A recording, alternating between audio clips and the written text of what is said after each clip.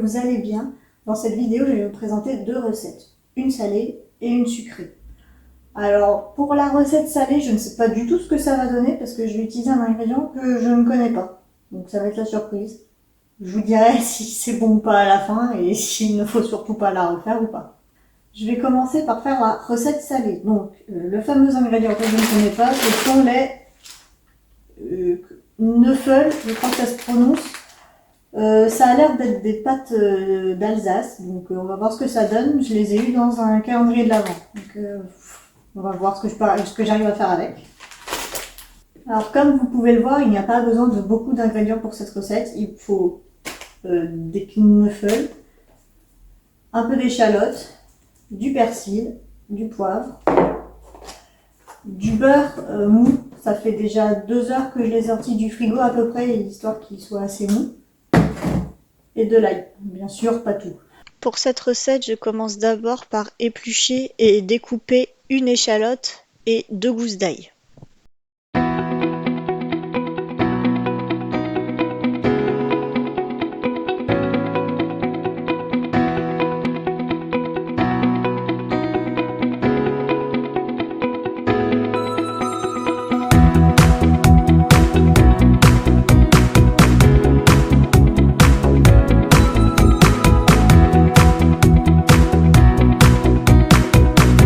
Je viens ensuite peser 80 g de beurre mou auquel je vais ajouter les ails et l'échalote ainsi que beaucoup de persil et un peu de poivre.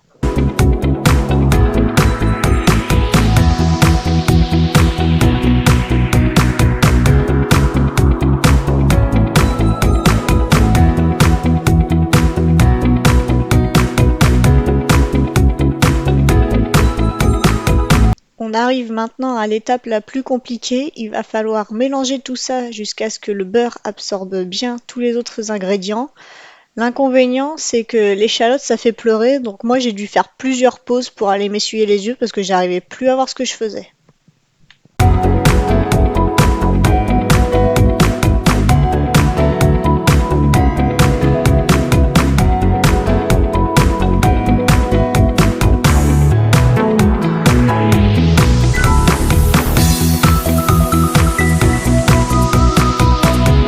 Alors, comme je sais pas du tout comment ça se cuit, je vais regarder ce qui est écrit sur le paquet. Cuire les pâtes 18 minutes dans 4 litres d'eau bouillante salée.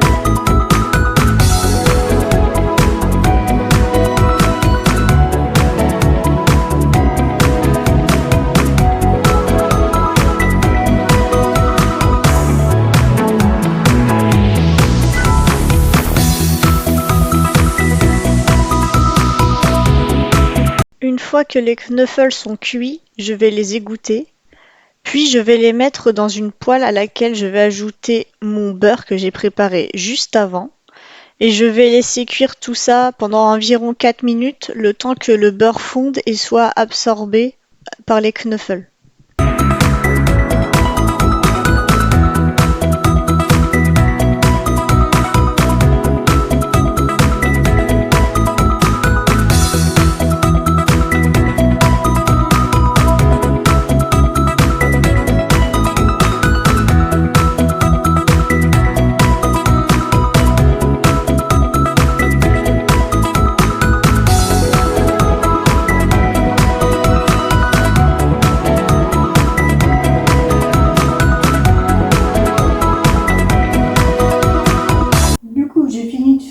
La recette. Je vais goûter ça et puis en fonction du goût que ça a, je verrai ce que je mets comme protéines avec. Mais j'ai des lardons, j'ai des blancs de poulet, donc j'ai le choix.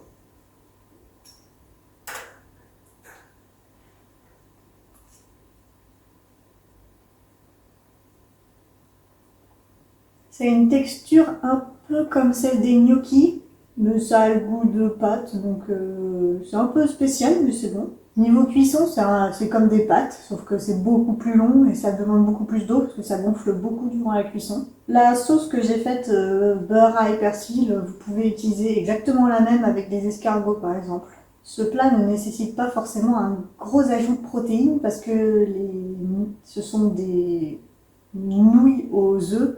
Donc il y a déjà 15 grammes de protéines pour 100 grammes de nouilles. Après, bien sûr, vous pouvez rajouter d'autres sources de protéines avec, mais n'oubliez pas qu'il y en a déjà beaucoup.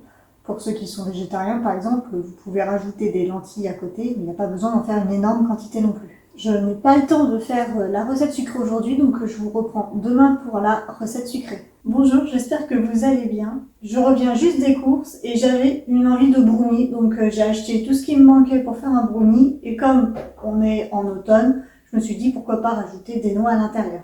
Donc pour cette recette de brownie, il vous faudra de la farine, du sucre, quelques pépites de chocolat, des noix, un peu d'extrait de vanille, du cacao. Dans l'idéal, prenez-en du non sucré. J'avais déjà celui-là, donc j'en ai pas racheté. Je mettrai un petit peu moins de sucre du coup, mais prenez-en du non sucré, ce sera meilleur. Du beurre, des œufs et du chocolat noir.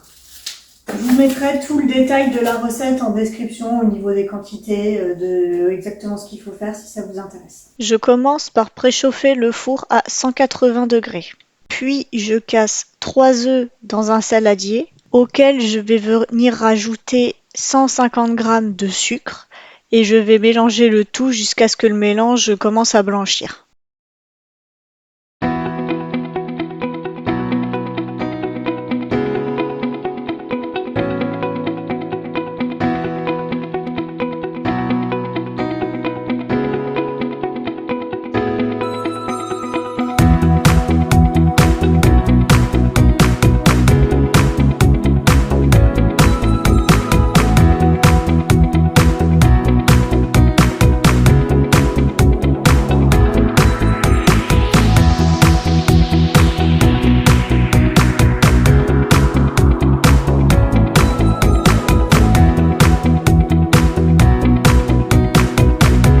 Je viens maintenant mettre dans un bol 200 g de chocolat noir que je casse en petits morceaux. Je vais également ajouter 100 g de beurre.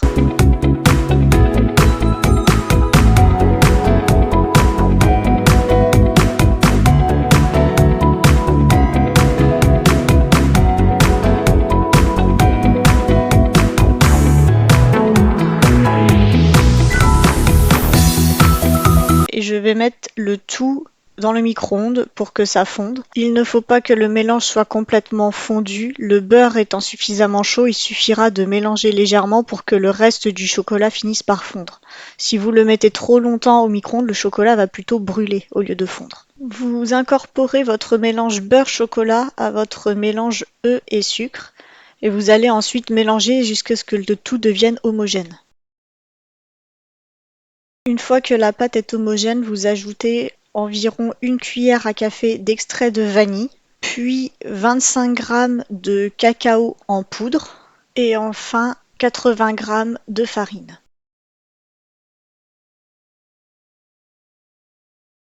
Vous allez encore devoir mélanger votre pâte jusqu'à ce qu'elle redevienne homogène.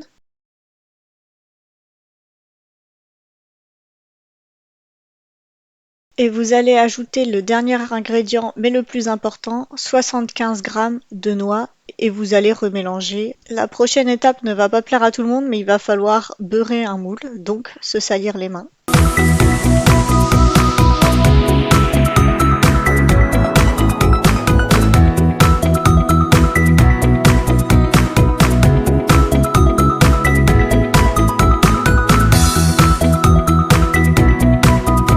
Vous allez maintenant pouvoir ajouter votre pâte dans le moule. Si vous avez une maryse, servez-vous-en pour ne perdre aucun gramme de chocolat.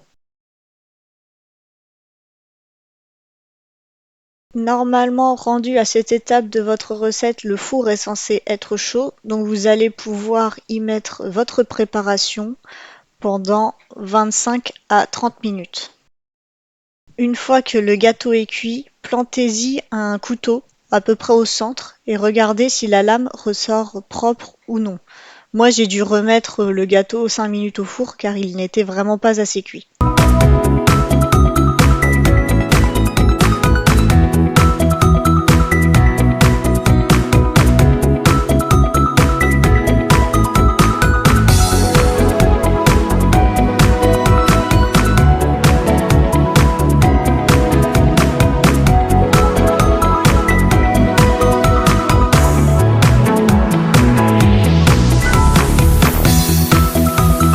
Quand vous avez démoulé votre gâteau, vous pouvez rajouter quelques toppings dessus avec des pépites de chocolat et des noix. Le gâteau est enfin froid, donc je me suis pris une part et je vais goûter ça.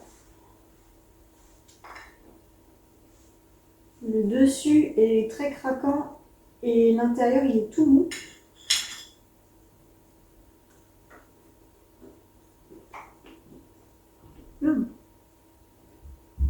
Alors effectivement, si vous mettez du cacao avec du sucre, il faut mettre moins de sucre dans le mélange, parce que sinon ça ferait quelque chose de beaucoup trop sucré. C'est ce que j'ai fait, c'est très bien. Mes commis de cuisine,